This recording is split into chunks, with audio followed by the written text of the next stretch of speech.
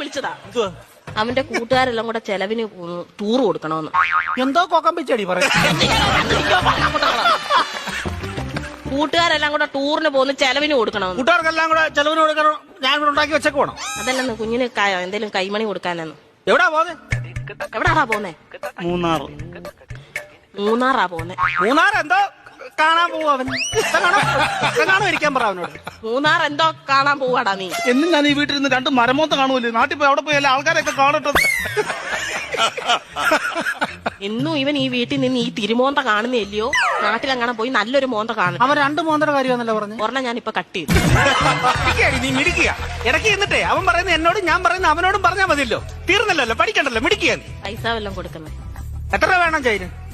2500 രൂപ. 2500 എന്തിനാ നിനക്ക് നിറങ്ങാൻ പോകുന്നതിന്? 5000 രൂപ വേണം.